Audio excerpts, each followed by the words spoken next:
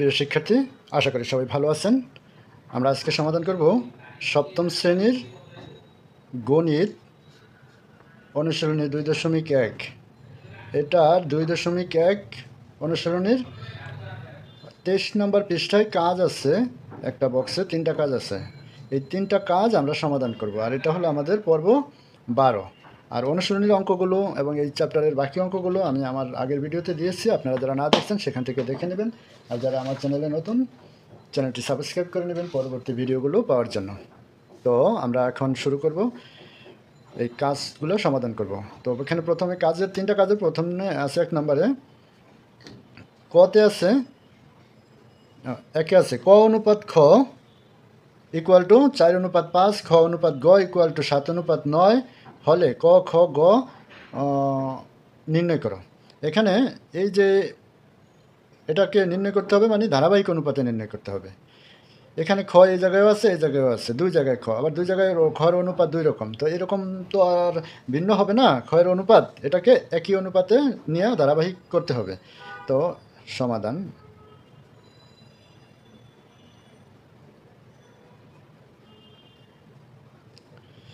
এখানে ক অনুপাত খ সমান সমান 4:5, তারপরে আছে খ অনুপাত গ সমান সমান 7:9।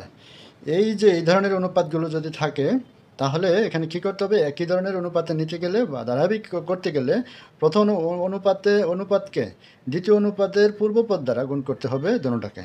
আর তাহলে আবার দ্বিতীয় অনুপাতকে কী করতে হবে, প্রথম অনুপাতের উত্তরপদ দ্বারা দোনোটাকে গুণ করতে হবে।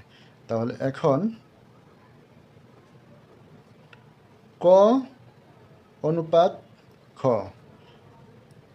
4:5, 4 গুণ এইটারও দ্বিতীয় অনুপাতের পূর্বপদ আছে 7, 5 গুণ 7। তাহলে আমরা লিখব 7 দ্বারা গুণ করে। এখন এখানে কি হবে, গুণ করলে 4 7 হবে 28 অনুপাত আর হলো যে 5 7 35 গেল এটা। আবার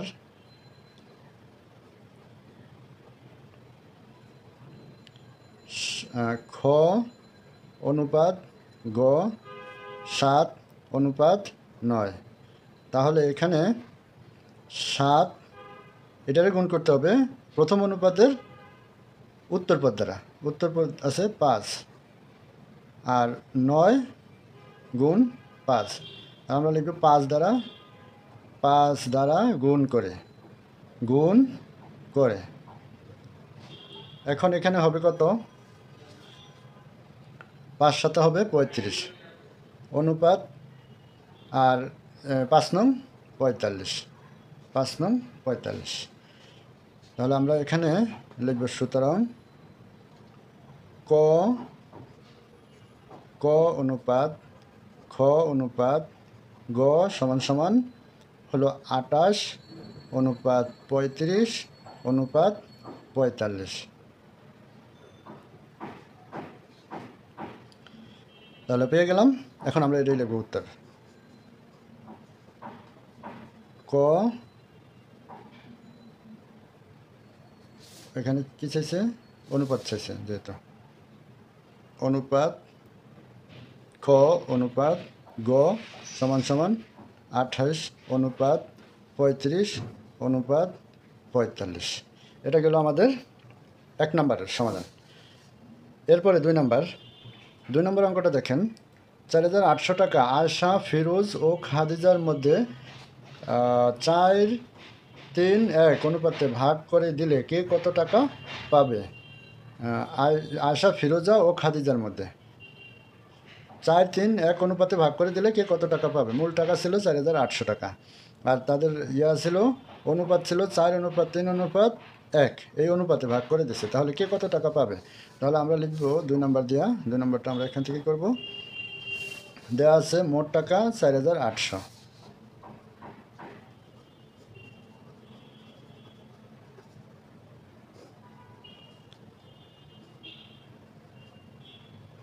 দেওয়া আছে মোট টাকা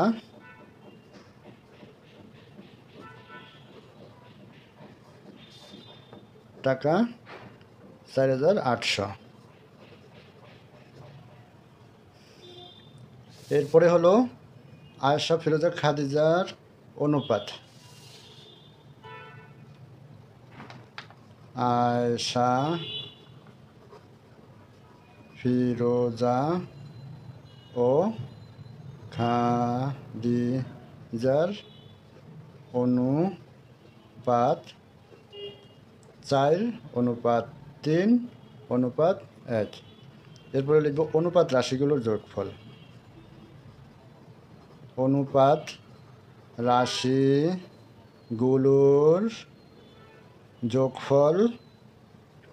যোগফল এখন হবে 4 + 3 + 1।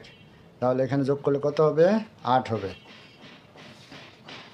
এরপরে এই 8-এর 4 অংশ পাইছে, মানে অনুপাত অনুসারে 4 অংশ পাইছে আয়েশা, 3 অংশ পাইছে ফিরোজা, খাদিজা পাইছে 1 অংশ। তাহলে প্রথমে লিখব, সুতরাং আয়েশা পায়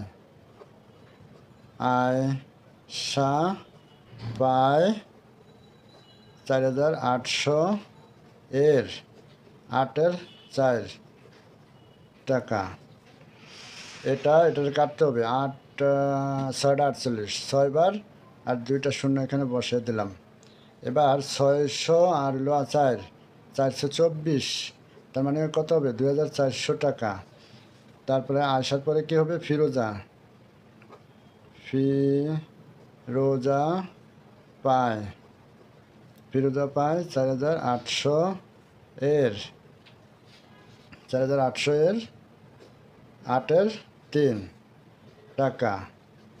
তাহলে এটা হবে, যাইব কয়বার? 600 বার, 648, তার 3 6 1800 টাকা। তারপরে ফিরোজার পরে কে? খাদিজা পায়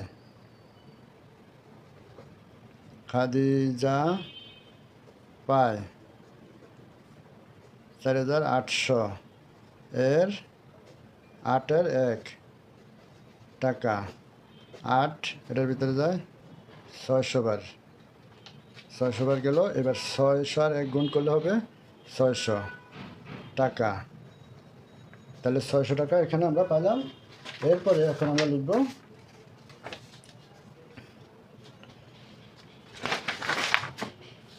গেল 600 টাকা। তো এখন এটাই হবে উত্তর। সুতরাং লিখতে হবে আয়েশা পায়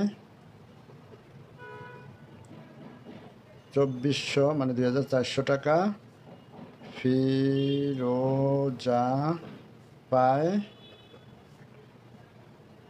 1,800 টাকা এবং খাদিজা পায় 600 টাকা। 3টা যোগ করলে 24, 24, 48। হ্যাঁ, ঠিক আছে। তাহলে উত্তর হবে এটাই উত্তর। আয়েশা পায় 2,400 টাকা। তারপরে ফিরোজা পায়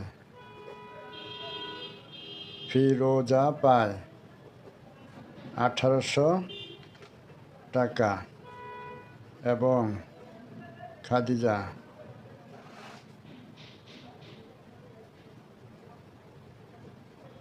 পায় 600 টাকা। গেল এই 2টা অঙ্ক, ক নম্বর এবং খ নম্বর। এরপরে গ নম্বর অঙ্কটা দেখেন। গ নম্বর অঙ্কটা আছে, 3 জন ছাত্রের মধ্যে 570 টাকা তাদের বয়স অনুপাতে ভাগ করে দেওয়া হলো।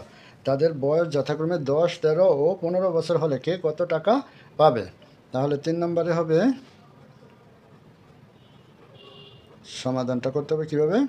তাহলে 3 জন ছাত্রের মধ্যে ভাগ করে দেওয়া হলো কত টাকা?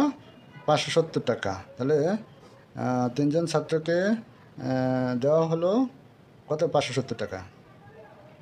3 জন ছাত্রকে দেওয়া হলো 570 টাকা। তাদের বয়সের অনুপাত যথাক্রমে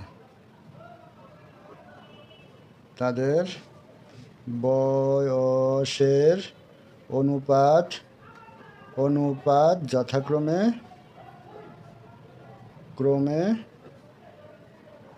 10:13:15 10:13:15 অনুপাত রাশিগুলোর যোগফল অনুপাত রাশিগুলোর যোগফল 10+13+15 তাহলে কত হবে? তিনটা যোগ করলে হবে 38।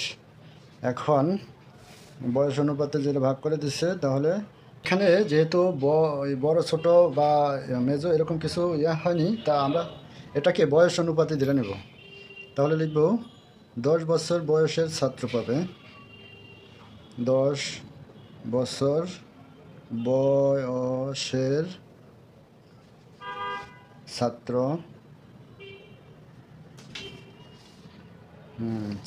পাবে 570 এর 38 উপরে বাই হবে 10 টাকা। এটা আপনারা যদি চান যে 10 বছর না লেখা যে প্রথম ছাত্র পাবে, দ্বিতীয় ছাত্র পাবে, তৃতীয় ছাত্র পাবে, সেভাবে দিলে দিতে পারেন, কিন্তু আমি সেভাবে দিইনি, কারণ এখানে প্রথম দ্বিতীয় তৃতীয় কোনো কিছু উল্লেখ নেই। এখানে শুধু দেওয়া আছে 10 বছর, 13 বছর, 15 বছর। আমি সেই বয়সের হিসাব করেই ধরে নিচ্ছি। তো এখানে এটার ভিতরে যাবে কতবার? প্রথমে যায় একবার, 38 থেকে 38, সেটা বিয়োগ করলে 570, যদি 38 যায় তাহলে থাকবে কতবার? 17 থেকে 8 গেলে গিয়া 8 9 17, হাতে আছে 1 4, 5 4 গেলে থাকে 1, আর এখানে থাকবে 0। তারপরে এটা যাবে 5 বার, 38 গুণ 5, 5 8 40, 0 হাতে 4, আর 3 5 15 আর 4 19, তার মানে হবে 5 বার গেছে মানে 15। এবার 15 আর 10 গুণ করলে 150 টাকা। তারপরে 13 বছর বয়সের ছাত্র পাবে 13 বছর বয়সের ছাত্র, এটা হলো রাফ করছি আমি, ছাত্র পাবে 570 এর 38 বাই হলো 13 টাকা। 15 বার যাবে, আর 15 আর এটা গুণ করতে হবে।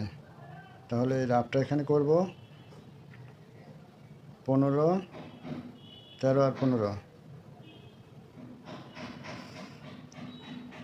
3 5 15, 5 হাত থেকে 1, 5 থেকে 5 এর 1 6, 3 1 5, আর 6 3 9, 1 এর 1 হবে 195 টাকা। তারপরে 13 পরে হবে 15 বছর বয়সের ছাত্র পাবে 570 এর 38 বাই 15 টাকা। এটার ভিতরে যাবে কতবার? 15 বার। এবার 15 আর 15 গুণ করলে হবে 225। এখন আমরা একটু দেখবো এটা আমাদের এটা সঠিক হয়েছে কিনা। 150 195 225, 10 0 হাত থাকে 1, 6 9 15 16 17 7 হাত থাকে 1, 2 আর 1 3 4 5 570, তার মানে হয়ে গেছে। এখন আমরা যদি ওই এটাকে প্রথম ছাত্র, দ্বিতীয় ছাত্র, তৃতীয় ছাত্র ধরি তাও হবে। তাহলে আমরা এখন লিখব সুতরাং প্রথম ছাত্র পাবে 150 টাকা, দ্বিতীয় ছাত্র পাবে 195 টাকা, তৃতীয় ছাত্র পাবে 225 টাকা। এটাই হলো উত্তর। আপনারা এটারই উত্তর হিসেবে লিখতে পারেন, কোনো সমস্যা নাই। তো আশা করি বুঝতে পারছেন। আর ধৈর্য সহকারে ভিডিওটা দেখার জন্য অসংখ্য ধন্যবাদ। ভালো লাগলে লাইক, কমেন্ট এবং সাবস্ক্রাইব করে পাশে থাকবেন।